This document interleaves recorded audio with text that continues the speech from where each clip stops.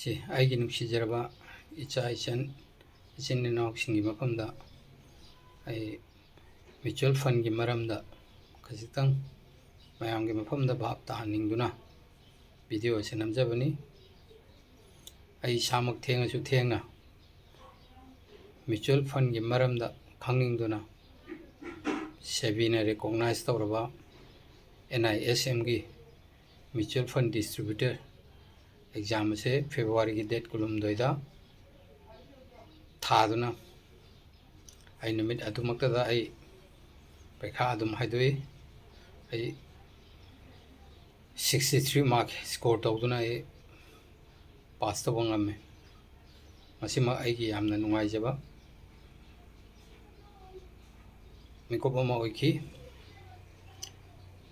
ꯃꯅꯤꯄꯨꯔꯗ ꯍꯧꯖꯤꯛ ꯃꯁꯤꯒꯤ ꯗꯤꯁꯇ꯭ꯔꯤꯕ꯭ꯌꯨꯇꯔ ꯑꯦꯛꯖꯥꯝ ꯑꯁꯤ ꯊꯥꯗꯨꯅ ꯁꯦꯕꯤ ꯔꯦꯖꯤꯁꯇꯔഡ് ꯃ꯭ꯌꯨꯆꯨꯋꯦꯜ ꯐꯟ ꯗꯤꯁꯇ꯭ꯔꯤꯕ꯭ꯌꯨꯇꯔ ꯄꯪꯌꯥꯝ ꯌꯥꯝꯅ ꯂꯩꯔꯝꯒꯅꯤ ꯍꯥꯏꯕ ꯊꯥꯖꯗꯦ꯫ ꯃꯔꯝꯗꯤ ꯑꯩꯅ ꯃ꯭ꯌꯨꯆꯨꯋꯦꯜ ꯐꯟꯒꯤ ꯃꯔꯝꯗ ꯃꯤ ꯑꯌꯥꯝꯕ ꯍꯪꯖꯔꯨꯕ ꯃꯇꯝꯗ ꯃ꯭ꯌꯨꯆꯨꯋꯦꯜ ꯐꯟꯁꯦ ꯀꯔꯤꯅꯣ ꯀꯔꯤ ꯈꯪꯉꯕ꯭ꯔꯥ ꯍꯥꯏꯅ ꯍꯪꯕ ꯃꯇꯝꯗ ꯑꯌꯥꯝꯕꯅ ꯃꯃꯤꯡꯗꯤ ꯇꯥꯔꯝꯃꯤ, ꯇꯤꯚꯤꯗ ꯑꯦꯗꯚꯔꯇꯥꯏꯁ ꯇꯧꯕ ꯈꯣꯠꯄ ꯃꯌꯥꯝ ꯂꯣꯏ ꯇꯥꯟꯅꯔꯝꯃꯤ, ꯑꯗꯨꯕꯨ ꯇꯁꯦꯡꯅ ꯃ꯭ꯌꯨꯆꯨꯋꯦꯜ ꯐꯟ ꯑꯁꯤ ꯀꯔꯤꯅꯣ ꯍꯥꯏꯕꯗꯤ ꯃꯃꯨꯠ ꯇꯥꯅ ꯑꯝꯇ ꯈꯪꯉꯝꯗꯦ꯫ ꯃꯔꯝ ꯑꯗꯨꯅ ꯃꯌꯥꯝꯅ ꯏꯟꯚꯦꯁꯃꯦꯟ ꯑꯥꯏꯗꯤꯌꯥ ꯑꯃꯇ ꯂꯩꯔꯝꯗꯦ꯫ ꯃ꯭ꯌꯨꯆꯨꯋꯦꯜ ꯐꯟꯗ ꯑꯩꯈꯣꯏ ꯏꯟꯚꯦꯁ ꯇꯧꯔꯒ ꯋꯦꯜ ꯀ꯭रिꯌꯦꯁꯟ ꯇꯧꯕ ꯉꯝꯃꯦ ꯍꯥꯏꯕꯁꯤ ꯑꯃꯠꯇ ꯃꯤ ꯑꯌꯥꯝꯕ ꯈꯪꯅꯔꯝꯗꯦ꯫ ꯃꯔꯝ ꯑꯗꯨꯅ ꯑꯩꯅ ꯉꯁꯤ ꯃ꯭ꯌꯨꯆꯨꯋꯦꯜ ꯐꯟꯒꯤ ꯃꯔꯝꯗ ꯑꯩꯁꯨ ꯁꯦꯇꯤꯁꯐꯥꯏഡ് ꯗꯤꯁꯇ꯭ꯔꯤꯕ꯭ꯌꯨꯇꯔ ꯑꯃ ꯑꯣꯏꯔꯕꯅꯤꯅ ꯑꯩ ꯍꯣꯔꯗꯤꯡ ꯊꯦꯠꯇꯨꯅ ꯑꯃꯗꯤ ꯃꯌꯥꯝꯗ ꯃ꯭ꯌꯨꯆꯨꯋꯦꯜ ꯐꯟꯒꯤ ꯃꯔꯝꯗ ꯑꯦꯋꯥꯔꯅꯦꯁ ꯄꯤꯕꯒꯤ ꯑꯌꯥꯕ ꯑꯗꯨ ꯑꯩ ꯂꯩꯖꯔꯕꯅꯤꯅ ꯃꯌꯥꯝꯒꯤ ꯃꯐꯝꯗ ꯑꯩ ꯃ꯭ꯌꯨꯆꯨꯋꯦꯜ ꯐꯟꯁꯦ ꯈꯤꯇꯪ ꯈꯪꯍꯟꯖꯒꯦ ꯑꯗꯨꯅ ꯚꯤꯗꯤꯑꯣꯁꯦ ꯅꯝꯖꯕꯅꯤ꯫ ꯃꯌꯥꯝꯅ ꯁꯤꯌꯔ ꯑꯃꯁꯨꯡ ꯂꯥꯏꯛ ꯇꯧꯕꯤꯗꯨꯅ ꯌꯥꯔꯤꯕ ꯃꯈꯩ ꯀꯥꯆꯤꯟ ꯀꯣꯌꯥ ꯌꯧꯅꯕ ꯚꯤꯗꯤꯑꯣ ꯑꯁꯤꯕꯨ ꯁꯤꯌꯔ ꯇꯧꯊꯣꯛꯄꯤꯌꯨ꯫ ꯑꯗꯨꯗꯤ ꯑꯩ ꯃꯌꯥꯝꯒꯤ ꯃꯐꯝꯗ ꯃ꯭ꯌꯨꯆꯨꯋꯦꯜ ꯐꯟ ꯍꯥꯏꯁꯦ ꯀꯔꯤꯅꯣ ꯍꯥꯏꯅ ꯇꯥꯛꯇ꯭ꯔꯤꯉꯩꯗ ꯑꯩꯈꯣꯏꯅ income, real income, active income, passive income ꯑꯃꯗꯤ ꯏꯟꯐ꯭ꯂꯦꯁꯟ ꯍꯥꯏꯕꯁꯤ ꯀꯔꯤꯅꯣ ꯍꯥꯏꯕꯁꯤ ꯈꯪꯕ ꯗꯔꯀꯥꯔ ꯇꯥꯏ ꯑꯩꯈꯣꯏꯅ꯫ ꯑꯗꯨꯒ ꯂꯣꯏꯅꯅ ꯁꯦꯚꯤꯡ ꯍꯥꯏꯕꯁꯤꯅ ꯀꯔꯤꯅꯣ, ꯏꯟꯁꯨꯔꯦꯟꯁ ꯍꯥꯏꯕꯁꯤꯅ ꯀꯔꯤꯅꯣ, ꯑꯗꯨꯒ ꯏꯟꯚꯦꯁꯃꯦꯟ ꯍꯥꯏꯕꯁꯤꯅ ꯀꯔꯤꯅꯣ ꯍꯥꯏꯕꯁꯨ ꯑꯩꯈꯣꯏ ꯈꯪꯃꯤꯟꯅꯕ ꯇꯥꯏ꯫ ꯃꯔꯝ ꯑꯗꯨꯅ ꯑꯩꯅ ꯃ꯭ꯌꯨꯆꯨꯋꯦꯜ ꯐꯟꯒꯤ ꯃꯔꯝꯗ ꯁꯨꯒꯥꯏꯅ ꯇꯥꯛꯇ꯭ꯔꯤꯉꯩꯗ ꯃꯊꯛꯀꯤ ꯋꯥꯐꯝꯁꯤꯡ ꯑꯁꯤ ꯍꯥꯟꯅ ꯍꯥꯏꯖꯔꯛꯀꯦ, ꯇꯞ ꯇꯞꯅ ꯑꯩꯈꯣꯏ ꯂꯣꯏꯅ ꯈꯪꯃꯤꯟꯅꯁꯤ꯫ ꯑꯗꯨꯗꯤ ꯑꯩꯈꯣꯏꯅ ꯈ꯭ꯋꯥꯏꯗꯒꯤ ꯁꯦꯚꯤꯡ ꯍꯥꯏꯅ ꯍꯥꯏꯔꯒꯗꯤ ꯑꯩꯈꯣꯏꯅ ꯑꯩꯒꯤ ꯄꯩꯁꯥꯗꯨꯕꯨ ꯁꯦꯚ ꯇꯧꯔꯒ ꯊꯝꯕ, ꯍꯥꯏꯗꯤ ꯕꯦꯡꯛꯇ ꯁꯦꯚꯤꯡ ꯑꯦꯀꯥꯎꯟꯗ ꯑꯩꯈꯣꯏꯒꯤ ꯄꯩꯁꯥ ꯊꯝꯃꯤ, ꯕꯦꯡꯛꯇ ꯄꯩꯁꯥ ꯊꯝꯃꯤ, ꯃꯁꯤ ꯑꯩꯒꯤ ꯄꯩꯁꯥꯗꯨꯕꯨ ꯁꯦꯚ ꯇꯧꯔꯒ ꯊꯝꯕꯅꯤ꯫ ꯃꯁꯤꯗ ꯕꯦꯡꯛꯇ ꯄꯩꯁꯥ ꯊꯝꯕꯅ ꯑꯩꯈꯣꯏ ꯒ꯭ꯔꯣꯠꯇꯤ ꯇꯧꯕ ꯉꯝꯗꯦ꯫ ꯁꯦꯚꯤꯡ ꯑꯦꯀꯥꯎꯟꯗ ꯄꯩꯁꯥ ꯍꯥꯡꯕꯅ ꯑꯩꯈꯣꯏꯅ ꯋꯦꯜ ꯀ꯭रिꯌꯦꯁꯟ ꯑꯃꯗꯤ ꯒ꯭ꯔꯣꯠ ꯇꯧꯕ ꯉꯝꯗꯦ꯫ ꯖꯁ ꯑꯩꯈꯣꯏꯒꯤ ꯄꯩꯁꯥꯗꯣ ꯌꯥꯝꯅ ꯁꯦꯐ ꯑꯣꯏꯕ ꯃꯐꯝ ꯑꯃꯗ ꯊꯝꯃꯤ꯫ ꯑꯗꯨꯒ ꯑꯩꯈꯣꯏꯅ ꯏꯟꯁꯨꯔꯦꯟꯁ ꯍꯥꯏꯔꯒꯅ ꯁꯝꯅ ꯍꯥꯏꯔꯕꯗ ꯑꯩꯈꯣꯏꯅ ꯂꯥꯏꯐ ꯏꯟꯁꯨꯔꯦꯟꯁ, ꯑꯩꯒꯤ ꯂꯥꯏꯐꯁꯦ ꯏꯟꯁꯨꯔ ꯇꯧꯊꯣꯛꯄ, ꯅꯠꯇ꯭ꯔꯒ ꯑꯩꯒꯤ ꯄ꯭ꯔꯣꯄꯔꯇꯤꯁ, ꯑꯩꯒꯤ ꯌꯨꯝ ꯀꯩ, ꯑꯩꯒꯤ ꯒꯥꯔꯤ ꯍꯥꯏꯗꯤ ꯃꯁꯤꯕꯨ ꯏꯟꯁꯨꯔ ꯇꯧꯊꯣꯛꯄ ꯍꯥꯏꯕꯗꯤ ꯀꯩꯒꯨꯝꯕ ꯑꯩꯈꯣꯏꯅ ꯈꯨꯗꯣꯡꯊꯤꯕ ꯊꯣꯛꯄ, ꯌꯨꯝ ꯈꯨꯗꯣꯡꯊꯤꯕ, ꯊꯤꯞ ꯏꯟꯁꯨꯔꯦꯟꯁ, ꯍꯦꯜꯊ ꯏꯟꯁꯨꯔꯦꯟꯁ, ꯃꯈꯜ ꯃꯈꯥꯒꯤ ꯏꯟꯁꯨꯔꯦꯟꯁ ꯃꯌꯥꯝ ꯂꯩꯈ꯭ꯔꯦ꯫ ꯃꯗꯨꯗ ꯑꯩꯈꯣꯏꯅ ꯕꯦꯅꯤꯐꯤꯠ ꯈꯔ ꯐꯪꯅꯕ ꯑꯩꯈꯣꯏꯅ ꯏꯟꯁꯨꯔ ꯇꯧꯊꯣꯛꯄ, ꯃꯁꯤꯗ ꯑꯩꯈꯣꯏꯅ ꯑꯩꯈꯣꯏꯒꯤ ꯋꯦꯜ ꯀ꯭रिꯌꯦꯁꯟ ꯇꯧꯕ ꯉꯝꯗꯦ꯫ ꯃꯁꯤꯗꯤ ꯂꯥꯏꯐ ꯏꯟꯁꯨꯔ ꯅꯠꯇ꯭ꯔꯒ ꯄ꯭ꯔꯣꯄꯔꯇꯤꯁ ꯏꯟꯁꯨꯔ ꯇꯧꯕ ꯈꯛꯇꯅꯤ꯫ ꯃꯁꯤꯗ ꯄꯩꯁꯥ ꯊꯥꯗꯔꯒ ꯑꯩꯈꯣꯏꯅ ꯄꯩꯁꯥ ꯊꯝꯖꯤꯜꯂꯒ ꯑꯩꯈꯣꯏꯒꯤ ꯋꯦꯜ ꯀ꯭रिꯌꯦꯁꯟ ꯇꯧꯕ ꯉꯝꯗꯦ꯫ ꯑꯩꯈꯣꯏꯅ ꯋꯦꯜ ꯀ꯭ꯔꯤꯌꯦꯁꯟ ꯇꯧꯒꯦ ꯍꯥꯏꯇꯥꯔꯒꯗꯤ ꯑꯩꯈꯣꯏꯅ ꯏꯟꯚꯦꯁꯃꯦꯟ ꯍꯥꯏꯕꯁꯤ ꯇꯧꯒꯗꯕꯅꯤ ꯑꯗꯨꯒ ꯏꯟꯗꯤꯌꯥꯗ ꯂꯣꯅ ꯌꯥꯔꯕ ꯏꯟꯚꯦꯁꯃꯦꯟ ꯍꯥꯏꯕꯁꯤ ꯀꯔꯤ ꯀꯔꯝꯕ ꯖꯒꯥꯗ ꯏꯟꯚꯦꯁꯃꯦꯟ ꯇꯧꯕꯁꯤꯅ ꯈ꯭ꯋꯥꯏꯗꯒꯤ ꯑꯩꯈꯣꯏꯅ ꯐꯩ ꯑꯃꯗꯤ ꯒ꯭ꯔꯣꯠ ꯂꯩ ꯍꯥꯏꯅ ꯈꯪꯕ ꯇꯉꯥꯏ ꯐꯗꯦ ꯕꯦꯡꯛꯇ ꯄꯩꯁꯥ ꯇꯨꯡꯁꯤꯟꯕꯅ ꯑꯩꯈꯣꯏ ꯕꯦꯡꯛꯇ ꯏꯟꯚꯦꯁꯃꯦꯟ ꯇꯧꯕꯅ ꯑꯩꯈꯣꯏ ꯋꯦꯜ ꯀ꯭ꯔꯤꯌꯦꯁꯟ ꯇꯧꯕ ꯉꯝꯗꯦ ꯁꯦꯚꯤꯡ ꯕꯦꯡꯛꯇ ꯑꯩꯒꯤ ꯄꯩꯁꯥ ꯇꯨꯡꯁꯤꯜꯂꯒ ꯑꯩ ꯒ꯭ꯔꯣꯠ ꯇꯧꯕ ꯉꯝꯗꯦ ꯑꯩꯈꯣꯏꯅ ꯑꯗꯨꯝ ꯑꯩꯒꯤ ꯁꯦꯚꯤꯡ ꯕꯦꯡꯛꯇ ꯄꯩꯁꯥ ꯊꯝꯂꯕꯗꯤ ꯑꯩꯒꯤ ꯄꯩꯁꯥꯗꯣ ꯚꯦꯂꯨ ꯍꯟꯊꯗꯅ ꯃꯥꯡꯉꯦ ꯁꯦꯚꯤꯡ ꯕꯦꯡꯛꯇ ꯄꯩꯁꯥ ꯊꯝꯕꯁꯦ ꯑꯩꯈꯣꯏ ꯄꯩꯁꯥ ꯃꯥꯡꯉꯦ ꯍꯥꯏꯕ ꯇꯥꯏ ꯃꯁꯤ ꯈꯪꯅꯕꯒꯤꯗꯃꯛꯇ ꯑꯩꯈꯣꯏꯅ ꯑꯗꯨꯗꯤ ꯑꯩꯈꯣꯏ ꯄꯩꯁꯥ ꯏꯟꯚꯦꯁꯃꯦꯟꯁꯦ ꯀꯗꯥꯏꯗ ꯇꯧꯕ ꯇꯥꯏ म्यूचुअल फंड नतना ꯑꯩꯈꯣꯏꯅ पैसाजे ग्रोथ तब वागनी म्यूचुअल फंड से खंद्रीद इन्फ्लेशन से करीनो है ज्ञान तामीको इन्फ्लेशन से कैसु नाते अखोना पोट चेगी ममन हेंगलप इंडिया की हूँ इन्फ्लेशन रेट से 5.5 चली हाँ 8 point something अदुबो यौरमे मदगी मोदी की सरकार लापदगी मखा सुम खरा इकोनॉमी डेवलपमेंट तौरपदगी हूँ 5.5 ता लेरे कंट्री खुदिमकी मागी इन्फ्लेशन लोइना लई USA की चौखटप कंट्री दना इन्फ्लेशन खरा तागनी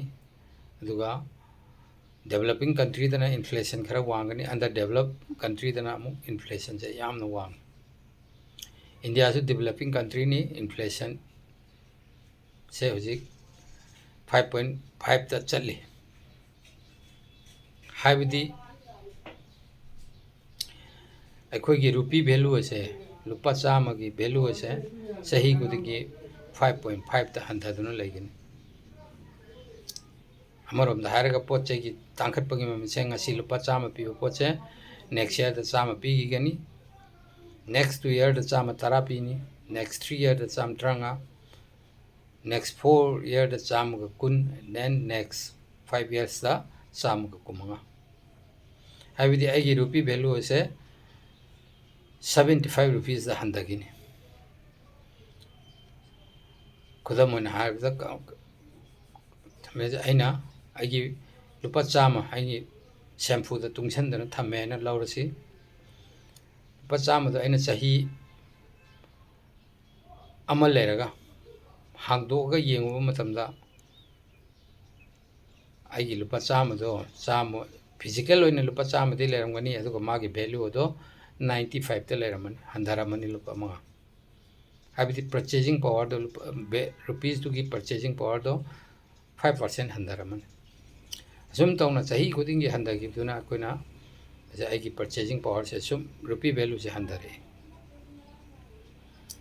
अदुदी अखोइना सेविंग बैंक दा फंगिबा परसेंटेज से 4% saving account per annum India की इन्फ्लेशन रेट 5.5 पर एनम ने अदुदी अखोइ जी -1.5 ता तादुना ले माइनस चतना अदि सेविंग अकाउंट अइना पैसा थंबा तारगदी सही खुदिंगी 1.5 आइगी पैसा दुगी वैल्यू हंदथना लई मरम असिना अखोइना बैंक ता पैसा थमगा वेल क्रिएशन तौबा ngamde सेविंग अकाउंट ता पैसा थमना बैंक क्रिएशन तौबा ngamde हाइस अदि FD तौबसुमा फिक्स डिपॉजिट बैंक दा फिक्स डिपॉजिट तौबा मतमदा यामद्रबदा चाही 9 दगी 5 बाबू चंगे आई पैसा डबल लोलकपदा सपोज लुपा लाख अमा अना चाही 9 फिक्स डिपॉजिट तौबा मतमदा आई पैसा लाख 2 दा ओनगनी लाख अमा आई इन्वेस्ट तौबा मतमदा लाख अमा आई तोंगे है लौरसे लाख अमा आई काखले है इन्वेस्ट की वैल्यू अदुबु चाही 9 चंगे लाख तुमा लाखदा अदुबु चाही 9 लाख तुमदा अमुक अखोइ केदौगिनी without compromising the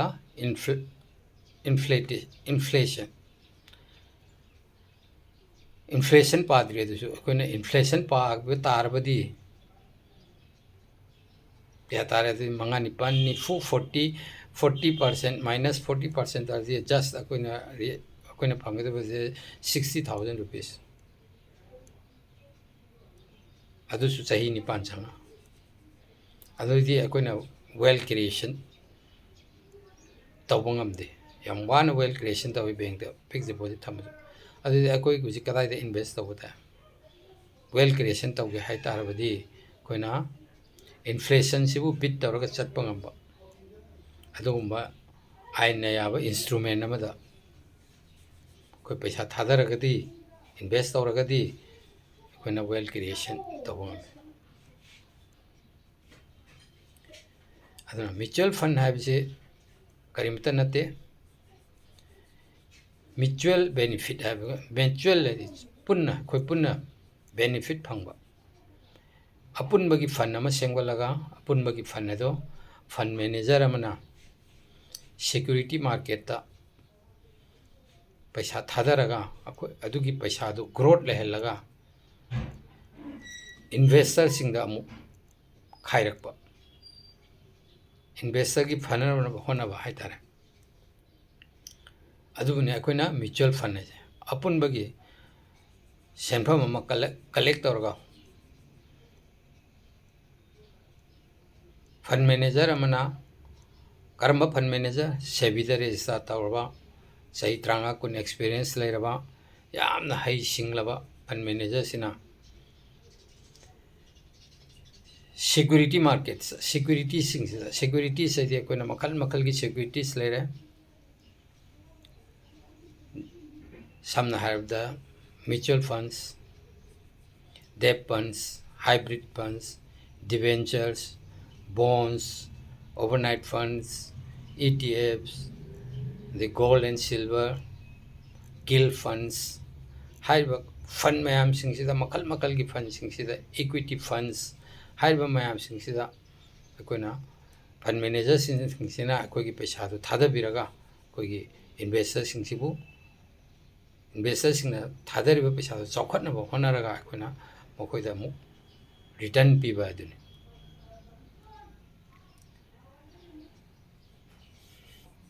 अदुना mutual fund हाइबसे अदुबने अखोना म्यूचुअल फंड ना हाइबसे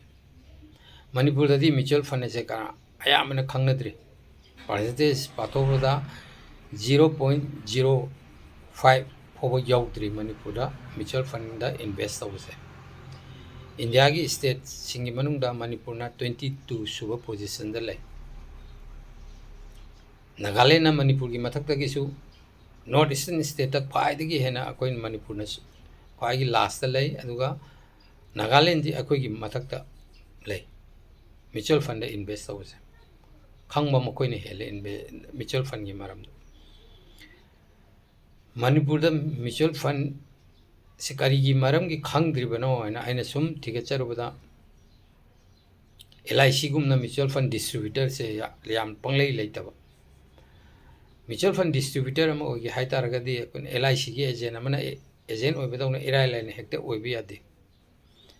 म्यूचुअल फंड डिस्ट्रीब्यूटर अमा ओगी हाइतारदे कोई NISM ना लौबा एग्जाम अमा 100 मार्क्स के मल्टीपल चॉइस एग्जाम अमा कोई थाबता है एग्जाम तो क्लियर तौद्रगदे कोई म्यूचुअल फंड की डिस्ट्रीब्यूटर अमा ओइबि यादे अगी ARN नंबर लेनी ARN नंबर से याउद्रगदे म्यूचुअल फंड डिस्ट्रीब्यूटर ओइबि यादे नन एग्जाम से खरा टफ ओइबा हाइगदरा टफ खरा ओइ निथि जना ममुताना खंगद्रबदी एग्जाम से क्लियर तब खरा वागन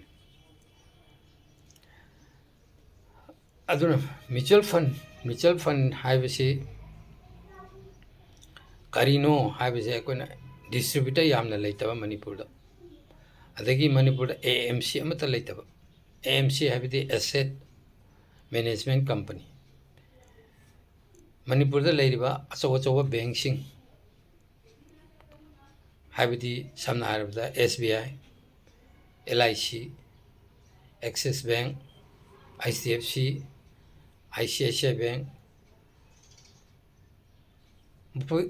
मखोई की फंड हाउसिंग लोइन ले मखोई खुदिमक हाइब कंपनी सिंगसिगी म्यूचुअल फंड हाउस ले एसेट मैनेजमेंट कंपनी है कौई मकोई अदो एसेट मैनेजमेंट कंपनी से मणिपुर अमत लेते मधु लेरम तारगदी मैम जो खर खंगनरम याय अदो एसेट मैनेजमेंट कंपनी अमत लेते बैंक हाइबसिना तोंगान बॉडी अमनी एसेट मैनेजमेंट कंपनी हाइबसिना तोंगान बॉडी अमनी SBI मसामक SBI बैंक अखोई सिदा मणिपुर दा लोइन लेरे HDFC बैंक लेरे ICICI बैंक ले एक्सिस बैंक ले अदगी LIC की ब्रांच ले को अदुबो मकोई की AMC दी अमत मणिपुर दा हांगद्री SBI की म्यूचुअल फंड मखन मखन की म्यूचुअल फंड स्कीम निफू की मथक ले अदुबो ICICI की फंड निफू की मथक ले HDFC की फंड निफू की मथक ले स्कीम फंड है स्कीम सिंह स्कीम मैम हम ले गए लोना अदो हाइब स्कीम सिंह से मागी कस्टमर सिंह दा नोमुता LIC म्यूचुअल फंड यावबियो म्यूचुअल फंड दा इन्वेस्ट हो हाइब अमता हाइरम बैंक की कस्टमर सिंह दा बैंक के अकाउंट होल्डर सिंह दा म्यूचुअल फंड याव हाइब से हाइरम मैम जो हाइरम लो मरमदी मकोई हाइबगी हकसु लेते अदुगा मकोई खंगदबसु होरम या मरी लेनदे बैंक म्यूचुअल फंड अदुना हाइरम दबसु या करिगुम्बा हाइरम तारबदी खंगम तारबदी मुकेदोनी म्यूचुअल मनी फिक्स डिपॉजिट तौबगी मौता आयामना म्यूचुअल फंड चंगिनी म्यूचुअल फंड थादगे हारकनी पैसादो मरम अदुना हाइदबसु होरम या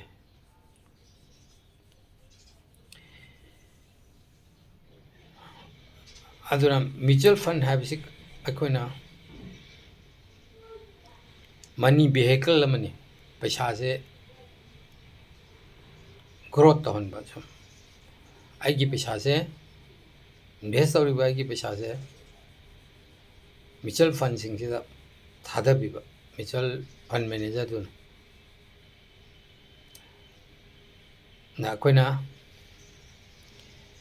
म्यूचुअल फंड कुईना पैसा थादरिबा मखै खांग पकली मखै अखोइना कानब हेले यामद्रबदा सही अहुम ती थादा सही अहुम लेपतना अखोइना पैसा से तुंगजन मंगमगदि म्यूचुअल फंड की तसेंग कानब करिनो दो खंग मंगमगनि म्यूचुअल फंड सी यामना फ्लेक्सिबल होइबे स्कीम अमनी आइगी पैसानी आइना तौनिंगबा आइना सिजननिंगबा मोंग दा सिजनबे या कोइना मयामना हुजी कॉमन होइबे लैंग्वेज अमा SIP एना मा ताबिरमनी SIP हैबदी सिस्टमैटिक इन्वेस्टमेंट प्लान कनागुम खरना SIP हैबसे स्कीम अमगुमना खनबजु यावे आइदी SIP तौरे SIP यावरे नो SIP हैबसे कैसनते लंबेल अमनी सिस्टमैटिक इन्वेस्टमेंट प्लान है आइगी पैसा सिस्टमैटिक नाइना था खुदिंगी आइगी अकाउंट दगी ऑटोमेटिकली काहनगिबा सिस्टमैटिक इन्वेस्टमेंट प्लान है कोने लंबेल अमनी इन्वेस्ट तबगी लंबेल अमनी अदुगा SIP मसामक स्कीम अमा नते हाजरिबा SIP दा ता ममिंग ताबा मैम फनाम यावनरे मैम सु SIP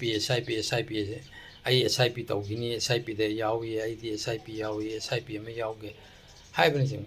अदो मैम जे आइना SIP की मरमदा आइना खितंग सेंगदोंग निंगबदी SIP से तैन कनो नते कोई लंबेल अमनी स्कीम अमा नते mutual fund SIP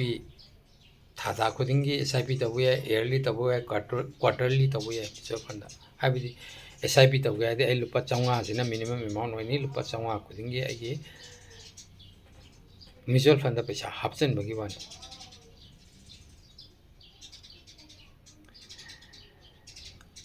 अदुना अखोइना हुजी mutual fund growth से अदुकिमतिक ग्रोथ तो वंगा में मदुदी मागे अखोई की पैसा से एनुअली कंपाउंडेड होना चटकेगनी